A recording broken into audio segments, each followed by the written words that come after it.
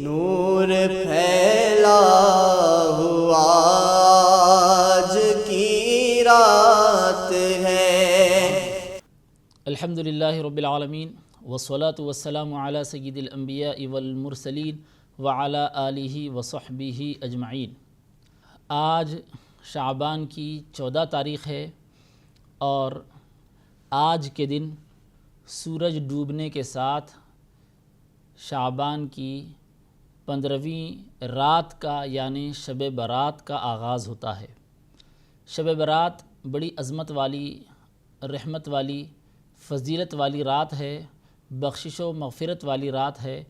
اس رات کے سلسلے میں اللہ تعالیٰ نے سورہ دخان کی ابتدائی آیتوں میں فرمایا بسم اللہ الرحمن الرحیم حامیم والکتاب المبین انا انزلناہ فی لیلۃ مبارکۃ انا کنا منزلین۔ سورہ دخان کے آغاز میں اللہ تعالیٰ فرماتا ہے حامیم، روشن اور واضح کتاب کی قسم،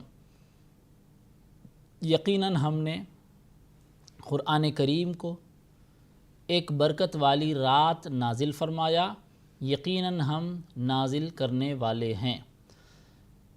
حضرت شاہ عبدالعزیز محدث دہلوی رحمۃ اللہ علیہ، حضرت سید ابو الحسنات سید عبداللہ شاہ صاحب قبلہ رحمۃ اللہ علیہ، محدث دکن رحمۃ اللہ علیہ، ان حضرات نے اس آیت کریمہ کی تفسیر کرتے ہوئے اور شب برات اور شب قدر کے درمیان جو ایک جیسی بات آتی ہے اس کی توجیہ کرتے ہوئے یہ بتلایا کہ شب برات قرآن نازل ہونے کا مطلب یہ ہے کہ اللہ تعالیٰ نے شب برات قرآن کے نازل کرنے کا فیصلہ فرما دیا، اور شب قدر قرآن نازل ہونے کا مطلب یہ ہے کہ شب قدر اللہ تعالیٰ نے لوح محفوظ سے پہلے آسمان پر ایک ساتھ دفعتاً واحدہ ایک ہی وقت میں پورے کا پورا قرآن کریم اتار دیا۔ پھر جب نبی کریم صلی اللہ علیہ وسلم نے نبوت کا اعلان فرمایا تو اعلان نبوت کے ساتھ ہی قرآن کریم کا نزول شروع ہوتا ہے، قرآن کی آیتیں، قرآن کریم کی صورتیں نازل ہونا شروع ہوتی ہیں، اور یہ پورا سلسلہ 23 سال کی مدت تک جاری رہا، اور حضور اکرم صلی اللہ علیہ وسلم کے وصال اقدس سے پہلے قرآن کریم کے نزول کا سلسلہ مکمل ہوا۔ تو 2-3 باتیں اپنی اپنی جگہ درست ہیں، تینوں باتوں کو سمجھنے کی ضرورت ہے کہ شب برات اللہ تعالیٰ نے قرآن کریم نازل کرنے کا فیصلہ فرمایا، شب قدر لوح محفوظ سے پہلے آسمان پر نازل کیا اور فرشتوں کے حوالے کر دیا، اور 23 سال کی مدت میں امت کی ضرورت کے اعتبار سے مختلف موقعوں، مختلف اوقات، مختلف رات و دن اللہ تعالیٰ نے تھوڑا تھوڑا ایک ایک آیت، 2 آیت، ایک سورہ، یا جیسا اللہ کا منشا رہا پورا قرآن کریم نازل ہوا۔ اس رات کی کئی خصوصیتیں ہیں۔ ایک تو اللہ تعالیٰ نے قرآن کریم میں ہی اس کا ذکر فرمایا فیہا یفرق کل امر حکیم، کہ اس میں ہر حکمت والے کام کا فیصلہ کر دیا جاتا ہے۔ سال بھر کے فیصلے، ویسے اللہ تعالیٰ حکیم مطلق ہے، قادر مطلق ہے، وہ ہر طرح کا فیصلہ اپنے پاس رکھتا ہے، اس کو فیصلہ کرنے کے لیے وقت لینے کی ضرورت نہیں ہے۔ اللہ کے فیصلے کے لیے کوئی ٹائم لینے کی اسے ضرورت نہیں ہے۔ ایسا نہیں ہے کہ وہ فیصلہ لے گا تو ایک سال کا فیصلہ لے گا، ایک ساتھ سارے فیصلے نہیں لے سکتا، نہیں، بلکہ اللہ تعالیٰ کے پاس ازل سے ابد تک کی ساری چیزیں طے شدہ ہیں، لیکن بندوں کے لیے اللہ تعالیٰ نے یہ طے فرمایا کہ ایک شب برات میں 1 سال تک کے فیصلے اللہ تعالیٰ کر دیتا ہے۔ مطلب یہ ہے کہ فیصلے تو اللہ کے پاس طے شدہ ہیں، فرشتوں کے حوالے کر دیا جاتا ہے۔ جس طرح قرآن کریم کے نزول کو اللہ تعالیٰ نے شب برات فرشتوں کے حوالے کر دیا، اسی طرح جس بندے کا جو بھی معاملہ ہو کہ کوئی بندہ پیدا ہونے والا ہے، اس کی پیدائش کا فیصلہ، کوئی مرنے والا ہے، اس کی موت کا فیصلہ، کسی کو رزق دینا ہے تو سال بھر کے رزق کا فیصلہ، سال بھر کے پیدا ہونے والوں کا، سال بھر کے مرنے والوں کا، سال بھر کے رزق کا، سال بھر کے پروموشنز کا اور سال بھر کے نکاح کا، اس طرح بندوں کے جتنے معاملات ہیں اچھے یا برے، ان تمام معاملات کا فیصلہ کرنے والا اللہ تعالیٰ ہی ہے، اور اللہ تعالیٰ فیصلہ یہ بندوں کے حوالے کر دیتا ہے، فرشتوں کے حوالے کر دیتا ہے کہ بندوں کے سلسلے میں یہ تم کو سال بھر کے لیے کام دیا جا رہا ہے۔ تو یہ شب برات کی فضیلت کی بات ہوئی۔ اس رات چونکہ ہمارا فیصلہ ہوتا ہے، لہٰذا ہمیں اس رات زیادہ سے زیادہ اللہ کی عبادت اور بندگی کرنی چاہیے، جیسے کہ نبی کریم صلی اللہ علیہ وسلم نے ہمیں تعلیم دیتے ہوئے یہ سکھایا کہ حضور صلی اللہ علیہ وسلم شعبان کے مہینے میں زیادہ سے زیادہ عبادت کیا کرتے، بطور خاص شب برات حضور صلی اللہ علیہ وسلم عبادت کا اہتمام فرماتے۔ پوچھا گیا کہ یا رسول اللہ صلی اللہ علیہ وسلم آپ اتنی زیادہ زحمت کیوں اٹھاتے ہیں، اتنی زیادہ کیوں آپ دشواری برداشت فرماتے ہیں؟ تو حبیب پاک صلی اللہ علیہ وسلم نے یہ ارشاد فرمایا کہ میں چاہتا ہوں کہ جب میرے عمل اللہ کی بارگاہ میں پیش کیے جا رہے ہوں اور فیصلہ کیا جا رہا ہو تو میں اس وقت اللہ کی اطاعت اور فرمانبرداری میں رہوں، اللہ کی عبادت و بندگی میں رہوں۔ یہ دراصل ہمارے لیے نمونہ ہیں، ہمارے لیے تاکید ہے، ہمارے لیے ترغیب ہے کہ شعبان کے مہینے میں خاص طور پر شب برات ہم اللہ کی عبادت میں مصروف رہیں۔ جس رات ہمارا فیصلہ ہو رہا ہے اس رات ہم عبادت کرتے رہیں، اللہ کا ذکر کرتے رہیں، قرآن کریم کی تلاوت کرتے رہیں، درود شریف کا ورد کرتے رہیں، اور اس طرح جتنے نیک کام ہیں ان نیک کاموں میں ہم مصروف رہیں، اور خاص طور پر اپنے گناہوں کی معافی چاہیں، مغفرت طلب کریں، استغفار کے کلمات اپنی زبان سے ادا کرتے رہیں، اور دل کو پشیمانی اور ندامت کے ساتھ رکھیں۔ شب برات بڑے اہم فیصلے ہوتے ہیں، اس میں ہمیں زیادہ سے زیادہ اللہ کی عبادت اور بندگی کرنی چاہیے، نمازوں کا اہتمام کرنا چاہیے، نوافل کا اہتمام کیا جائے، اور ہر طرح سے اللہ کی عبادت اور بندگی کی جائے۔ جن کے قضائے عمری باقی ہیں وہ کوشش کریں اس بات کی کہ اپنی قضائے عمری کو پڑھ لیں اور اپنی ذمہ داری سے سبکدوش ہو جائیں، اور نوافل کا اہتمام کریں۔ اور نوافل کے سلسلے میں 2 رکعت پڑھ لینا اس کیفیت کے ساتھ کہ بندے کے ذہن و دماغ میں کوئی اور خیال نہ آئے۔ نبی کریم صلی اللہ علیہ وسلم نے ارشاد فرمایا کہ اس طرح 2 رکعت پڑھ لینے سے بندے کی بخشش اور مغفرت ہو جاتی ہے۔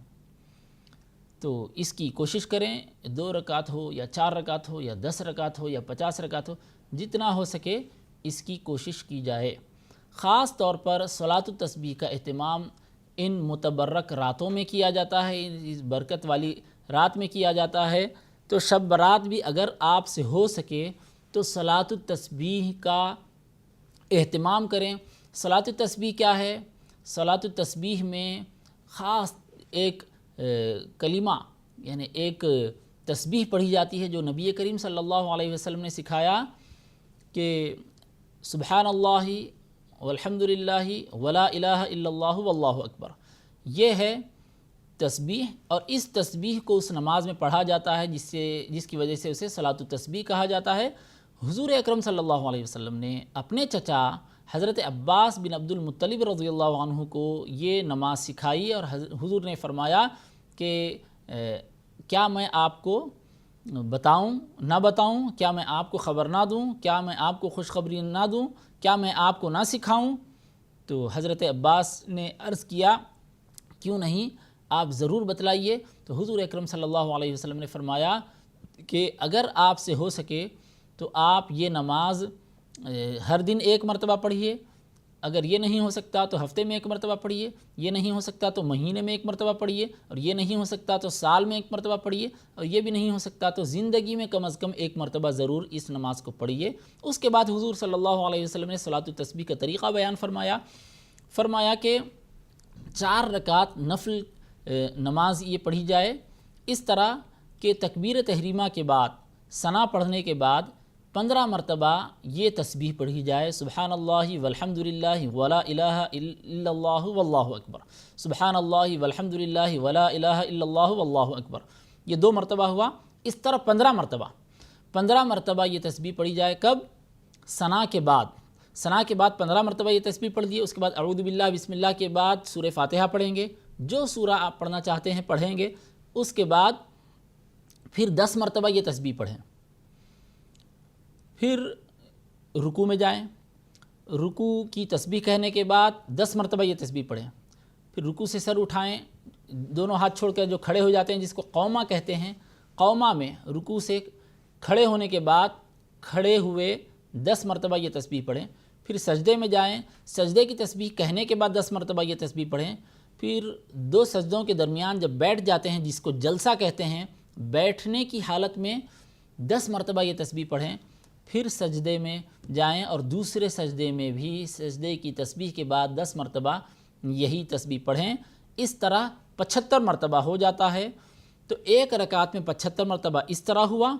دوسری رکعت کے لیے جب کھڑے ہوں گے تو دوسری رکعت میں سورہ فاتحہ پڑھنے سے پہلے، یعنی دوسری رکعت کے لیے سجدے سے، پہلی رکعت کے سجدے سے اٹھ کر دوسری رکعت کے قیام میں کھڑے ہوتے ہی 15 مرتبہ یہی تسبیح پڑھ لیں۔ پھر اس کے بعد وہی ترتیب ہے، 15 مرتبہ تلاوت سے پہلے، تلاوت کے بعد رکوع سے پہلے 10 مرتبہ، رکوع میں 10 مرتبہ، رکوع سے اٹھنے کے بعد 10 مرتبہ، دونوں سجدوں میں 10 مرتبہ، دونوں سجدوں کے درمیان 10 مرتبہ۔ دوسری رکعت ہوئی، تیسری رکعت، چوتھی رکعت میں بھی اسی طرح کہ تلاوت سے پہلے 15 مرتبہ، اس کے بعد ہر مرتبہ 10 تو ہر رکعت میں 75 تسبیحات ہوتی ہیں۔ اس طرح 4 رکعت میں 300 تسبیحات ہو جاتی ہیں۔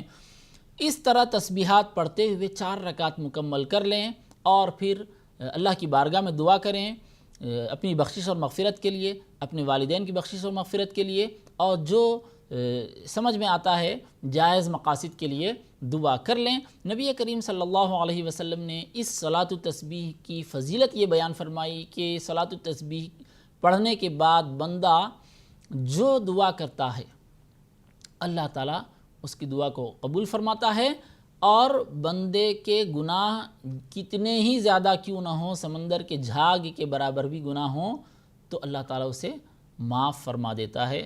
کھلے گناہ ہوں، چھپے گناہ ہوں، بڑے ہوں، چھوٹے ہوں، یہ تمام گناہ معاف ہو جاتے ہیں۔ تو اس کی طرف توجہ کی جائے، اور اس میں ساتھ ساتھ خاص طور پر گناہ کبیرہ کے لیے دل کی پشیمانی بھی ہے۔ حقوق اللہ سے متعلق کوئی گناہ ہیں تو بخشش اور مغفرت ہو جاتی ہے، اور حقوق العباد سے متعلق ہوں تو حقوق العباد تو ادا کرنا لازمی اور ضروری ہے۔ تو یہ صلاۃ التسبیح کی بڑی اہمیت اور فضیلت کی بات ہے۔ اگر شب برات صلاۃ التسبیح کا اہتمام کیا جا سکتا ہے تو اہتمام کیا جائے، اور جو طریقہ بتلایا گیا ہے اس طریقے کے مطابق عمل کیا جائے۔ نور پھیلا ہوا آج کی رات ہے۔ صلاۃ التسبیح کے علاوہ استغفار کرنا چاہیے۔ استغفار کے مختلف کلمات ہیں، ان کلمات کے ذریعے اللہ کی بارگاہ میں بخشش اور مغفرت طلب کرنی چاہیے۔ استغفر اللہ کہا جائے، یا استغفر اللہ ربی من کل ذنب و اتوب الیہ کہا جائے، یا استغفر اللہ الذی لا الہ الا هو رب العرش العظیم کہا جائے، یا اس کے علاوہ اور بھی کئی استغفار سے متعلق کلمات احادیث شریفہ میں وارد ہیں۔ ان کلمات میں سے جو آپ کو یاد ہو یا جو آپ سہولت سے پڑھ سکتے ہوں، ان کلمات کو پڑھتے ہوئے اللہ کی بارگاہ میں توبہ اور استغفار کیا جائے، اور کوشش کی جائے اس بات کی کہ شب برات کے ان مقدس اور متبرک لمحات کو آپ زیادہ سے زیادہ اللہ کی عبادت اور بندگی میں گزاریں، قرآن کریم کی تلاوت میں گزاریں، درود شریف کے ورد میں گزاریں، اور اس طرح نیک کاموں میں گزار لیں۔ ایک ایک لمحے کی اہمیت ہے، کیونکہ اس سال ہی ہماری زندگی اور موت کا فیصلہ ہونے والا ہے۔ یعنی اس سال سے، یعنی اس شب برات سے آئندہ شب برات تک اگر ہماری حیات ہے تو ہماری زندگی کا فیصلہ ہے، اور اگر ہماری موت ہے تو ہماری موت کا فیصلہ ہے۔ تو فیصلہ تو ہونے ہی والا ہے ہر انسان کے بارے میں، یا تو زندگی کا یا موت کا، اور کسی کو یہ معلوم نہیں ہے کہ آنے والے 1 سال تک وہ زندہ رہے گا یا نہیں رہے گا۔ یعنی آنے والی شب برات تک وہ باقی رہے گا یا اس کو موت آ جائے گی، کوئی آدمی یہ بول نہیں سکتا، کوئی دعویٰ نہیں کر سکتا کہ اللہ کے علم میں کیا ہے، اللہ کیا فیصلہ فرمانے والا ہے، فرشتوں کے حوالے کیا کرنے والا ہے۔ لہٰذا اس شب برات کی قدر کریں۔ بہت سے ایسے تھے جو پچھلی شب برات میں ہمارے ساتھ تھے، اور یہ جو شب برات آ رہی ہے اس شب برات میں ہمارے ساتھ نہیں ہیں۔ کیوں؟ اس لیے کہ ان کی موت واقع ہو گئی، اس لیے کہ ان کی عمر ختم ہو گئی، اس لیے کہ ان کی زندگی نہیں رہی۔ تو جس طرح وہ نہیں رہے، پتہ نہیں ہم رہیں گے یا نہیں۔ ہو سکتا ہے ہم میں سے کوئی شخص بھی آئندہ شب برات نہ ہو، اب ہے تو اب ہی اس کی قدر کی جائے۔ کیسے قدر کریں گے؟ قدر کرنے کے لیے اس کے اوقات کو، شب برات کے ایک ایک لمحے کی قدر کریں، اور اس میں عبادت اور بندگی کر لیں، اس میں ٹائم کو پاس نہ کریں، اس میں ادھر ادھر پھرنے سے گریز کریں، غیر ضروری گفتگو یا غیر ضروری کام سے بچنے کی کوشش کریں، اور اپنے اوقات کو جتنا ہو سکا اس رات اللہ کی عبادت اور بندگی میں لگا دیں۔ سب سے پہلے تو ہم کو فرض نماز عشاء کی نماز پڑھنا ہے۔ مرد حضرات مسجد میں جماعت کے ساتھ نماز ادا کریں گے، اور خواتین اپنے اپنے گھروں میں اپنے اپنے طور پر نماز ادا کریں گی۔ عشاء کی نماز پڑھنے کے ساتھ ساتھ عشاء کی سنتیں پڑھنے کے بعد دیگر نوافل میں مصروف ہو جائیں۔ اور چونکہ رات جاگنا ہے تو اس کا مطلب یہ نہیں ہے کہ رات کسی بھی طریقے سے جاگ لینا ہے اور یہ جاگنے کی رات ہے، نہیں، یہ رات جاگنے کی نہیں ہے، یہ رات عبادت کی ہے۔ یہ رات جاگنے کی نہیں ہے، یہ تلاوت کی ہے۔ یہ جاگنے کی نہیں ہے، یہ توبہ اور استغفار کی ہے۔ لہٰذا جاگنا مقصد نہیں ہے۔ اگر آپ سے 3 گھنٹے تک کام ہو سکتا ہے، اس کے بعد آپ کو نیند آ جانے والی ہے، تو آپ 3 گھنٹے تک عبادت میں مصروف رہیں، اس کے بعد پھر سو جائیں۔ اگر آپ 2 گھنٹے عبادت کر سکتے ہیں تو 2 گھنٹے تک عبادت تلاوت جو ہے وہ سسٹمیٹک طریقے سے، اچھے طریقے سے کر لیں، اس کے بعد سو جائیں، بجائے اس کے کہ خاص طور پر نوجوانوں سے کہنا یہ ہے کہ روڈوں پر بائک لے کر گھومنے پھرنے کے بجائے یا ادھر ادھر ٹائم پاس کرنے کے بجائے اور غیر ضروری باتیں کرنے کے بجائے یا کسی کو تکلیف دینے کے کام کرنے کے بجائے سو جانا بہتر ہے۔ نوجوانوں کے لیے دوسروں کو تکلیف دینے کے بجائے سو جانا بہتر اور مناسب ہے، تاکہ ان کی کم سے کم نیند تو ہو جائے اور کوئی غیر ضروری فزیکل ایکٹیویٹی میں وہ نہ رہیں۔ اب چونکہ نوجوان ہیں، طاقت ہے، قوت ہے، لہٰذا جتنا جاگ سکتے ہیں زیادہ سے زیادہ جاگیں اور اللہ کی عبادت کریں، قرآن کی تلاوت کریں اور ایک ایک لمحے کی قدر کریں، اللہ کی بارگاہ میں توبہ اور استغفار کریں۔ اللہ تعالیٰ بندے کی توبہ اس وقت قبول فرما لیتا ہے جب بندہ سچے دل سے اللہ کی بارگاہ میں رجوع ہو جاتا ہے۔ اپنے چھوٹے بڑے گناہوں کی معافی چاہیں اور اللہ سے توبہ کریں۔ توبہ کرنے کے لیے کیا کرنا چاہیے؟ توبہ کرنے کے لیے گال پر مارنا نہیں ہے، کانوں کو پکڑنا نہیں ہے، یا کوئی اور جسمانی طور پر کام کرنے کی ضرورت نہیں ہے۔ توبہ اصل میں ہوتی ہے قلبی شرمندگی سے۔ گناہ پر ایک طرح کی شرمندگی ہو، ندامت ہو اور گناہوں پر پشیمانی ہو، اسی کا نام اصل میں توبہ ہے۔ علماء فرماتے ہیں کہ جو گناہ ہو چکے ہیں اس پر آدمی کو قلبی کوفت ہونی چاہیے۔ 3 کاموں کا نام توبہ ہے۔ ایک یہ کہ جو گناہ ہو چکا ہے اس پر قلبی کوفت ہو، دوسرے یہ کہ اس گناہ کو ڈسکنٹینیو کر دے، تیسرے یہ کہ آئندہ نہ کرنے کا پکا ارادہ کر دے۔ ان تینوں کاموں کے ساتھ جب توبہ کی جاتی ہے تو وہ حقیقت میں توبہ ہے، ورنہ گناہ بھی جاری ہیں اور توبہ بھی ہو رہی ہے، اس کا نام توبہ نہیں ہے۔ اسی طرح جو گناہ ہو چکا اس پر کوئی شرمندگی نہیں ہے اور توبہ ہو رہی ہے، اس کا نام بھی توبہ نہیں ہے۔